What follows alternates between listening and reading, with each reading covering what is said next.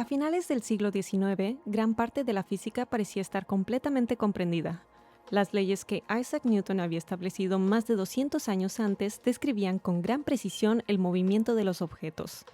Gracias a ellas era posible predecir trayectorias, velocidades y la influencia de fuerzas entre los cuerpos. Al mismo tiempo, las ecuaciones de Maxwell habían consolidado la teoría del electromagnetismo, explicando fenómenos como la electricidad, el magnetismo y la propagación de la luz. Según esta teoría, la luz es una onda electromagnética, compuesta de campos eléctricos y magnéticos fluctuantes. Sin embargo, hacia finales del siglo XIX comenzaron a desarrollarse experimentos cuyos resultados no podían explicarse utilizando únicamente la física clásica. Uno de los más importantes es el fenómeno conocido como efecto fotoeléctrico.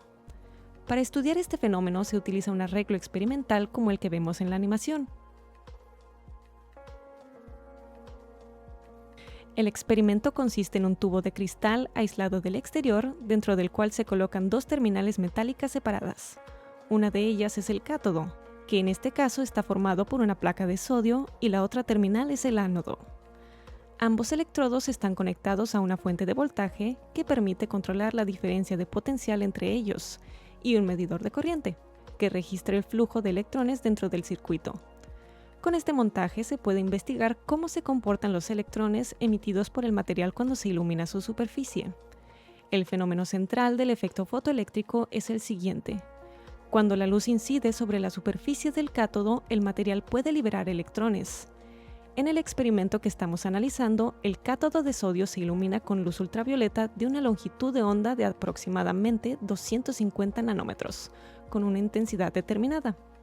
Cuando esto ocurre, algunos electrones del material adquieren suficiente energía para escapar de la superficie del cátodo. Si el ánodo se encuentra a un potencial positivo respecto al cátodo, el campo eléctrico entre ambos electrodos atrae a los electrones liberados. Estos electrones viajan desde el cátodo hasta el ánodo, generando una corriente eléctrica que puede ser detectada por el medidor. En las condiciones del experimento descrito, se puede medir una corriente aproximada de 1 mA cuando la luz incide sobre el material. Pero ahora, si invertimos la polaridad de la fuente de voltaje, el campo eléctrico cambia de dirección. En lugar de atraer a los electrones hacia el ánodo, ahora el campo eléctrico los frena, dificultando que lleguen hasta él. Como resultado, la corriente medida en el circuito comienza a disminuir. Si seguimos aumentando este voltaje en sentido contrario, llega un punto en el que ningún electrón logra alcanzar el ánodo y la corriente se vuelve igual a cero. A este valor de voltaje se le conoce como voltaje de frenado. Los experimentos mostraron algo muy interesante. Si aumentamos la intensidad de la luz, es decir, si iluminamos el cátodo con más energía luminosa, la corriente eléctrica aumenta, porque se liberan más electrones. Sin embargo, el voltaje de frenado permanece exactamente igual, lo que significa que los electrones no adquieren más velocidad, aunque la luz sea más intensa y deposite más energía en el cátodo. Incluso cuando la intensidad de la luz aumenta considerablemente, el voltaje necesario para detenerlos completamente no cambia. Este resultado era inesperado desde el punto de vista de la física clásica, y fue una de las pistas fundamentales que llevaron al desarrollo de la física cuántica, particularmente a la explicación propuesta por Albert Einstein en 1905.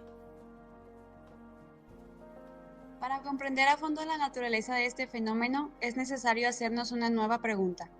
¿Qué ocurre si repetimos exactamente el mismo experimento, pero cambiamos el material del cátodo? Tiramos la placa de sodio original del circuito y en su lugar colocamos una placa de aluminio como nuevo cátodo. Para que la comparación sea justa, mantendremos las condiciones iniciales del haz de luz exactamente iguales a las del primer ensayo. Configuramos nuestra lámpara nuevamente con una longitud de onda de 250 nanómetros y comenzamos con una intensidad de 2 unidades, aplicando un voltaje inicial de 0 volts. Al encender la luz ultravioleta sobre el aluminio, notarás algo desconcertante en el pizarrón. A diferencia de lo que ocurrió con el sodio, se necesita menos voltaje para frenar a los electrones. Siguiendo el procedimiento anterior, incrementamos la intensidad de la luz a 5 unidades y posteriormente a 10 unidades, variando el voltaje de 0 a 5 volts en cada caso. El resultado vuelve a desafiar la lógica de la física clásica. Sin importar cuánta energía luminosa inyectemos al sistema, aumentando la intensidad, el voltaje de frenado es el mismo. Al final del día, nuestro pizarrón muestra un contraste absoluto. Mientras que el sodio liberaba electrones fácilmente a 250 nanómetros, el aluminio muestra más resistencia para liberar electrones. Este hecho demostró que el efecto fotoeléctrico no solo dependía de la energía total de la luz o de su intensidad, sino que existía una propiedad intrínseca en cada metal que dictaba si los electrones podían escapar o no. Las respuestas a estas grandes incógnitas. ¿Por qué el voltaje de frenado no cambia con la intensidad? ¿Por qué unos metales responden y otros no a la misma luz? Quedarán inmortalizadas en la revolucionaria hipótesis de los cuantos de luz de Albert Einstein.